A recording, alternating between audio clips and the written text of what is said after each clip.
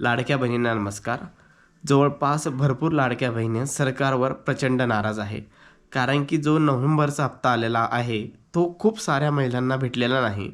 तर खूप महिला नाराज आहे. ज्यांना लिटरली या पैशाची गरज होती. खूप गोरगरीब महिला आहेत, त्यांना खरंच याची गरज होती. तर महिलांनी तुम्ही बोलायला शिका. आता तुमच्या लाडक्या भावाने तुम्हाला आश्वासन दिलं होतं की मी ₹1500 महिना तुम्हाला सुरू करेल.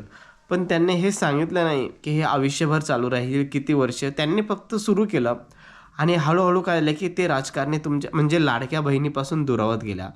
ही योजना सुरू झाली तेव्हा कालांतराने हळू महिला गाळल्या गेल्या, पण ते माहीत झालं नाही, डिस्प्ले झालं नाही. नंतर के-वाय-सी झाली. के-वाय-सीमध्ये खूप महिला गाळल्या गेल्या. तर अशी एक बाब लक्षात आली, पेन्शनधारक आहेत का? हो आणि नाही तिथं ऑप्शन होतं. तर नाहीवर क्लिकच होत नव्हतं. तर काही महिलांनी नाईलाजाने सबमिट होत नव्हता म्हणून होवर क्लिक करून सबमिट करून टाकला. असं देखील या ऑप्शनमध्ये आपल्याला मागे व्हिडिओ टाकला होता. त्या 3-4 कमेंट आल्या, की पेन्शनधारक आहात का? हो, नाही ऑप्शन होतं आणि नाहीवर क्लिक होत नव्हतं म्हणून आम्ही होवर क्लिक केलं आणि फॉर्म सबमिट केला आणि अपात्र ठरला गेला. तर लाडक्या बहिणींनो, तुम्ही बोलायला शिका. तुमच्या भावाने तुम्हाला ₹1500 सुरू केले होते. त्यांनी नंतर असं आश्वासन दिलं, की ₹3000 तुम्हाला हळू सुरू करणार आहोत.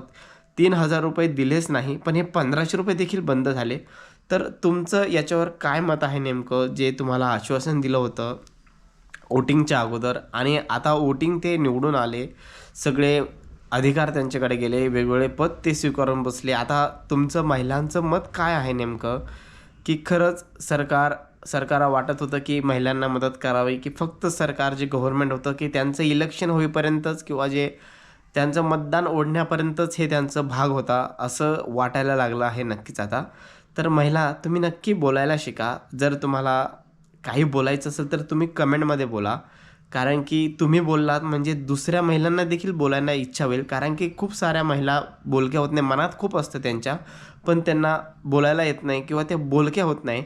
तर तुम्ही तुमचं जे मत असेल, कमेंट असेल ते कमेंटमध्ये नोंदवा. आणि खूप साऱ्या महिलांना आज खूप पैशाची गरज आहे सध्या आणि ज्या महिलांना आज पैशाची गरज होती त्याच महिलांना हप्ते आले नाही, ही खूप शोकांतिका आहे एक आपल्या देशाची. आणि ज्या महिलांकडे पैसा आहे, सगळं आहे, गाडी आहे, बंगला आहे, त्या महिलांना आपण बघतो की हप्ते आलेले आहे. तर अशा कोणत्या प्रकारची ई-के-वाय-सी सरकारने केली तेच कळत नाही आपल्याला. तर महिलांनो, तुम्हाला एकच विनंती आहे, सध्या आता जानेवारीचा हप्ता येणार आहे ₹3000. तो तुम्हाला येईल किंवा नाही येईल सांगता येत नाही. पण तुमच्या मनात जे डाऊट असतील, ते प्रश्न असतील सरकारविरुद्ध, ज्या तुमच्या लाडक्या भावाने तुम्हाला आश्वासन दिलं होतं, तुमच्याकडून वोटिंग घेतलं होतं, मला वोटिंग द्या, तुम्हाला लाडकी बहीण योजनेद्वारे ₹1500 देऊ.